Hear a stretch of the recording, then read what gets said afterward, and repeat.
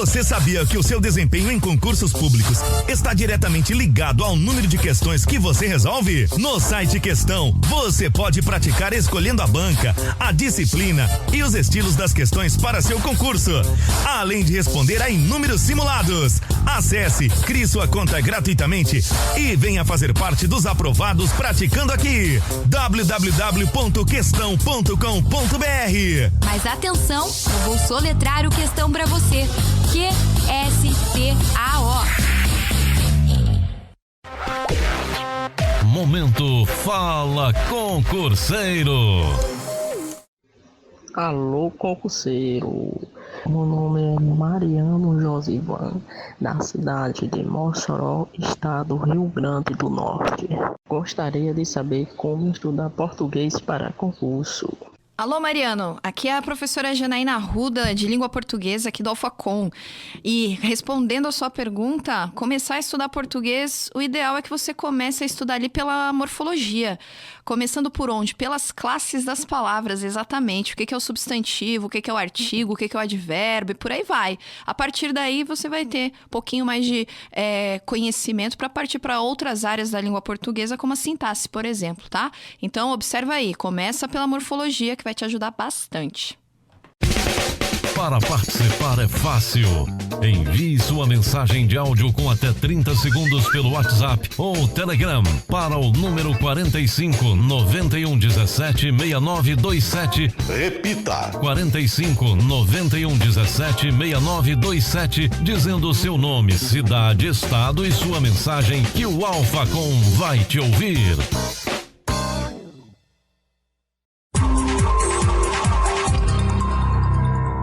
Olá, alfartanos e alfartanas, sejam muito bem-vindos a mais uma edição do Alô Concurseiro e hoje com o professor Felipe Chiolo. A gente vai conversar um pouquinho sobre matemática, na verdade sobre a interpretação, porque ainda preocupa bastante, né? Ainda é muito difícil interpretar a matemática nas provas, Chiolo, é isso? Seja muito bem-vindo. Olá, muito obrigado, Camila. Olá a todos os concurseiros que nos acompanham agora. Então, realmente, quando a gente conversa com os alunos, seja no presencial, seja quando tem a oportunidade de falar com alguém do online, muita gente fala e acaba tendo até quase uma raiva da gente que trabalha com exatas, dizendo assim: professor, quando vocês resolvem eu consigo, quando eu vejo eu consigo, mas na hora que eu vou treinar sozinho, na hora que eu vou estudar, fazer uma questão ou até mesmo fazer uma prova, as pessoas acabam tendo bastante dificuldade. E a gente vai conversar sobre isso, sobre essa estratégia de estudar matemática, porque dentro de qualquer concurso ela é uma matéria que foge um pouco da linha de raciocínio de todas as outras matérias que nós temos, né? E mais uma vez a importância das básicas, né? Porque é preciso estudar muito português também para conseguir interpretar e compreender, não é? É muito importante, eu costumo dizer assim, ó, você ir mal em matemática ou melhor, você ir bem em matemática e português não te garante a vaga, mas você ir mal automaticamente te tira de todo e qualquer concurso, porque são nessas matérias onde todo e qualquer concurso vai aparecer. Então todo mundo que está aí batalhando por um concurso melhor, que passou em um, mas quer o próximo, que vai tentar o primeiro, tem que estudar essas matérias independente do edital, porque sabe que ali vai estar. E sabe que ali é garantir aquela pontuação simples, aquela pontuação básica, mas aquela pontuação que sem ela pode esperar o próximo concurso e estudar melhor. E português, principalmente, vai nos ajudar muito nessa parte de interpretação, né? A parte da leitura e como converter essa leitura em equação matemática, em termos matemáticos, é algo onde as pessoas têm realmente bastante dificuldade. E tem alguma dica para facilitar isso? Como eu interpreto essas questões? Essas dicas, assim, ó, eu costumo dizer que se você pegar um livro burocrático, um livro técnico de matemática, em todo e qualquer livro a gente encontra 3 dicas. 3 dicas que eu, particularmente, sou meio avesso, porque as 3 dicas são: a primeira, ler a questão, a segunda, montar a questão e a terceira, resolver a questão. O que eu acho que não ajuda em absolutamente nada o aluno que está fazendo isso. A primeira dica que eu gostaria de dar para o aluno é o seguinte: matemática, diferentemente das outras matérias, não adianta simplesmente você ir sublinhando as palavras-chave, porque senão você começa a sublinhar, você sublinhou lá que são 4, que é o quádruplo da quantidade de unidades que o outro tinha. Aí você não entendeu, você leu de novo, você sublinhou de novo. Aí circulou. Essa parte de sublinhar funciona muito bem em RLM, funciona muito bem nas partes de direito. Só que em matemática é muito difícil a gente ficar só no sublinhar. Então as dicas que eu costumo dar: a primeira, tenta entender aonde está a pergunta. Tenta achar incógnita. A gente pode se perder num exercício, mas a gente só vai se perder se souber onde está indo. Se a gente começar a calcular sem sentido, automaticamente a gente não vai, mesmo chegando na resposta, entender o que fez. Então a primeira coisa, eu posso errar, mas eu tenho que descobrir o que o exercício quer. Coloca uma incógnita, não tem problema. Segunda dica, se coloca na questão. A pessoa pode 4 horas da manhã, embriagada, dividir uma conta e tenho certeza absoluta que não vai dividir errado. Por quê? Porque é o dinheiro dela que está em jogo.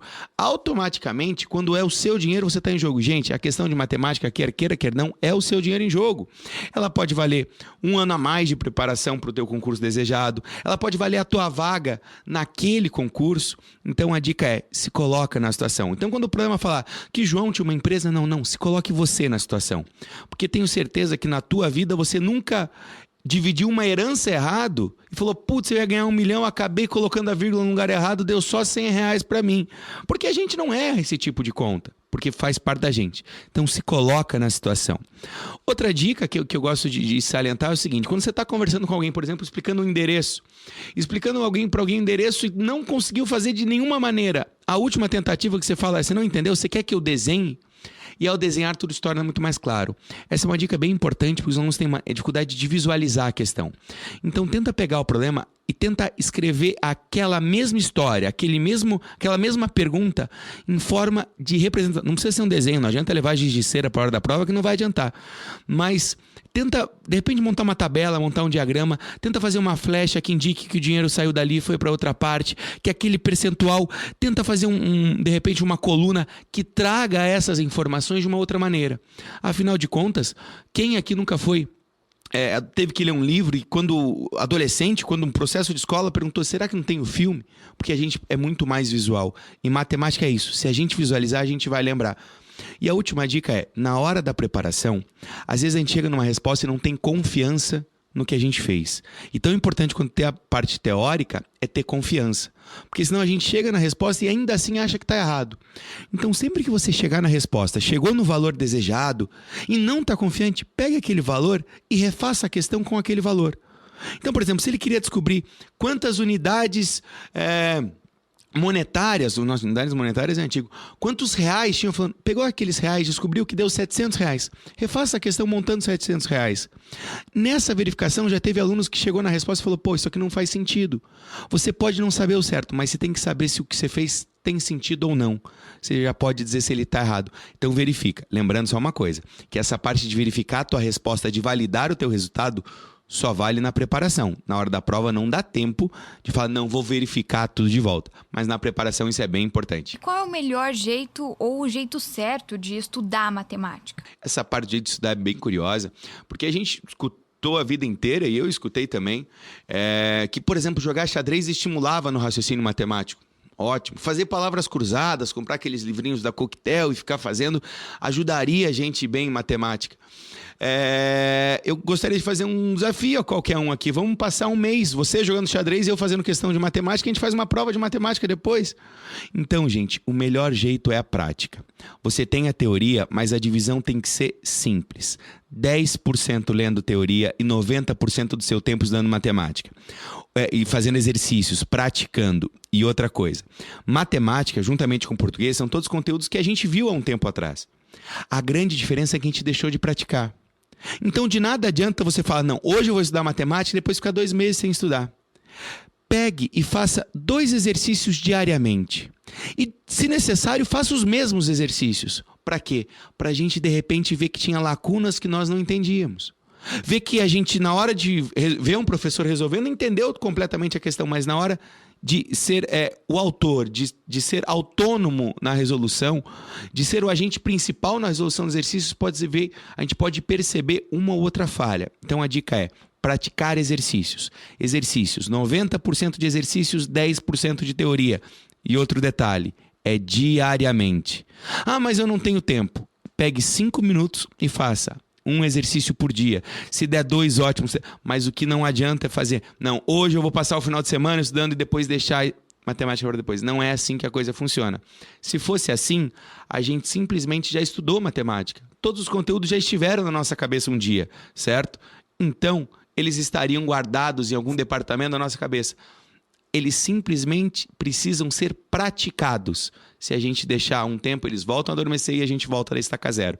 Então, é diariamente exercícios matemáticos. E qual é o maior desafio que você percebe entre os alunos que tentam aprender matemática? O maior desafio que a gente percebe, a maior dificuldade que tem são as barreiras criadas. Porque, por exemplo, se a gente pegar o concurso do INSS, ninguém, quando chega aqui, ninguém abre as matérias do online e fala assim, eu detesto o direito previdenciário, porque nunca teve alguém lá atrás que ensinou. Começa do zero. Então, você começa sem preconceito nenhum. Então, ir para matemática, eu costumo dizer que é ir para uma festa que alguém já te disse que não vai ser legal. Você nem deixa a coisa acontecer e já começa falando, eu não vou entender. Aparece no horário matemática e já tem gente que fala, eu nunca gostei disso, desde criança eu nunca entendi. A gente se predispõe a não entender. E pior, a gente aceita não entender. Então a dica é quebrar essas barreiras. A maior dificuldade nossa é tentar mostrar que matemática é uma ciência que só precisa ser praticada. Eu, Lustosa, Arruda, Fernando, José, ninguém nasceu sabendo, só que a gente praticou bastante. Por isso que hoje a gente está na posição de dar aula, não porque a gente sabe a mais, mas porque a gente praticou a mais. Então, para a gente quebrar essas barreiras, eu peço a todo mundo que está nos escutando agora, primeira coisa, esquece tudo que você teve no passado, começa do zero, dá uma chance. Dá uma chance. Porque se você vir para a sala, vir para a aula do online, abrir um arquivo pensando, eu não vou entender, desliga essa aula, você não vai entender. Não vale nem a pena você continuar assistindo. Então a maior dificuldade que a gente tem comparado até com as outras matérias é essa. Porque as outras matérias, ninguém tem ranço contra direito constitucional. Porque nunca teve direito constitucional. Nunca teve um professor ruim de direito previdenciário na terceira série. Mas pode ter tido um professor ruim de matemática. Então, faz o seguinte, esquece tudo que você teve lá atrás. Vamos nos concentrar no agora. Dê uma chance para a matemática, que eu tenho certeza absoluta que com a equipe que a gente tem aqui, falo muito pelo Arruda, pelo Lustosa, por todo mundo, essa equipe vai te ajudar, vai te dar os caminhos certos, vai cortar a parte ruim da matemática e vai te entregar direto o filé mignon, para que você possa não virar um matemático, se virar... será um grande colega e será um grande prazer ter você como colega. Mas acertar as questões do teu concurso. Ninguém sonhou em de repente, passar pela prova de matemática. Mas se você sonhou ser um agente da Polícia Federal, ser um técnico do INSS, você vai ter que cruzar algumas barreiras. E a gente está aqui para deixar essas barreiras menores. Tá aí a dica do professor Chiolo para vocês. Chiolo, muito obrigada pela sua participação. De nada, e sempre que possível a gente está aí com todos os projetos da Alfacom e acreditando muito nessa ideia, nessa nossa objetivo de vida, no nosso mote principal do Alfacom, que é tentar mudar a sua vida. E tenha certeza absoluta que você mudando a nossa vida, você faz cada um que está aqui, seja nos bastidores, seja os professores, um pouquinho mais feliz também. Mas é claro que essa iniciativa precisa partir de você, então mude de vida. Claro, o Alfacom está aqui para te ajudar com isso. E o Alô Concurseiro de hoje fica por aqui. Não deixe de acompanhar as edições anteriores e até a próxima!